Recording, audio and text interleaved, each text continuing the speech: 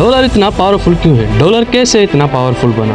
1947 से पाकिस्तान से 3 रुपए से प्रवास भरने वाला डॉलर आज 280 से भी ऊपर जा पहुंचा है। डॉलर इतनी ताकतवर करेंसी क्यों है? दुनिया में कई सारी और करेंसी भी मौजूद है, पर दुनिया की 84% कंट्री कर्ज की अदायगी और लेन देन सिर्फ डॉलर में ही करना क्यों पसंद करती है? डॉलर इज सो पावरफुल और डॉलर कैसे इतना पावरफुल बना, ये जानने के लिए वीडियो एंड तक देखें। Stay tuned with Aamir थलो।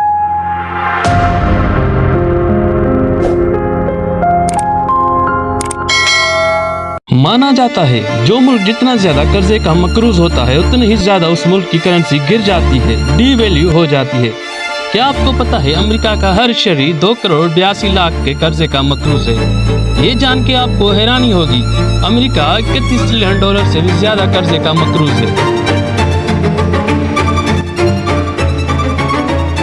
ये इतनी बड़ी रकम है, चाइना को छोड़कर अगर पूरी दुनिया का भी जीडीपी मिला दिया जाए फिर भी इतनी बड़ी रकम नहीं बनती जितनी बड़ी रकम का अमेरिका कर्जे का मकरूज है।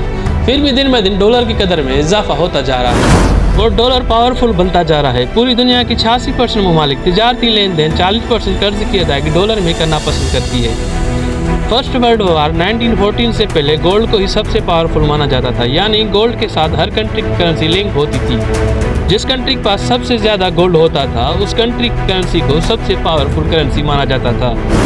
1914 से पहले भी हजारों सालों तक गोल्ड को ही सबसे पावरफुल माना जाता था।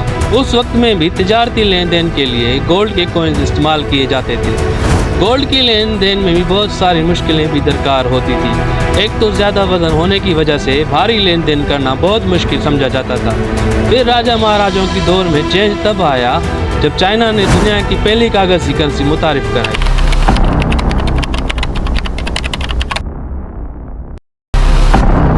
1914 में ही जंग अजीम वर्ल्ड वार 1 शुरू हो चुकी थी। सारे तरक्की याफ्ता ममालिक आपस में जंगों में मसरूफ थे और जंगों की वजह से सारे तिजारती मरकज लेन देन ठप हो चुकी थी। सारे तरक्की याफ्ता कंट्रीज की आपस में ही जंग चल रही थी। सिर्फ एक ही तरक्की याफ्ता मुल्क था जिसने शुरू में किसी भी जंग में हिस्सा नहीं लिया था। जंगों में फंसे कंट्री के पास सिर्फ एक ही ऑप्शन था तिजारत का, वो था अमेरिका। अमेरिका ने वार में फंसे कंट्रीज को हर किस्म की तिजारत करने की हामी भी भरी। सब मुल्कों के सामने एक शर्त भी रखी, हर किस्म की तिजारती लेन देन सिर्फ डॉलर या गोल्ड में ही होगी। 1914 से 1970 तक फंसी बहुत सारी कंट्रीज ने अमेरिका से तिजारत की और अमेरिका से हर किस्म का सामान खरीदा और लेन देन सिर्फ गोल्ड में ही की। फिर अमेरिका को भी जंग अजीम में हिस्सा लेना पड़ा और 1917 में अमेरिका भी वर्ल्ड वार 1 में शामिल हो गया था। पर 1917 तक पूरी दुनिया का 17% गोल्ड अमेरिका के पास जमा हो चुका था। तो वो पहला स्टेप था जिसने डॉलर को पावरफुल बनाने में सबसे बड़ा अहम किरदार अदा किया। और वर्ल्ड वार 2 दूसरी जंग अजीम 1939 में शुरू हो गई थी। उसमें भी सेम हुआ, यूरोप कंट्रीज आपस में जंगों में मसरूफ हो गई थी और अमेरिका अपनी इकोनॉमिक मजबूत करने में लग गया था। 1944 दूसरी जंग अजीम के खत्म होने के बाद फिर वो दिन आया जब दुनिया ने भी रियलाइज कर लिया था जंगों से हटकर आपस में तिजारती मरकज शुरू करने चाहिए, जैसे कि अपनी अपनी इकोनॉमी को बेहतर बनाया जाए। जंगों की वजह से यूरोप कंट्रीज की करेंसी कमजोर हो चुकी थी। तब सिर्फ एक ही कंट्रीज की करेंसी इकोनॉमिक मजबूत थी, वो थी अमेरिका। फिर आपस में यूरोपियन कंट्रीज ने मिलकर टोटल 44 कंट्रीज ने मिलकर जुलाई 44 में ब्रिटेन रूरल एग्रीमेंट साइन किया।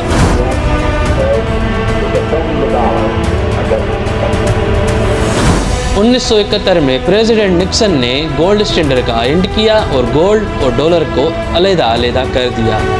1971 तक डॉलर बहुत मजबूत हो चुका था और 1971 से लेकर अब तक दुनिया का 70% गोल्ड अमेरिका के पास महफूज है। दुनिया की काफ़ी तिजारत डॉलर में होती है और दुनिया डॉलर खरीदती है, जिससे डॉलर की कदर में इजाफा होता है और डॉलर दिन ब दिन महंगा होता जाता है।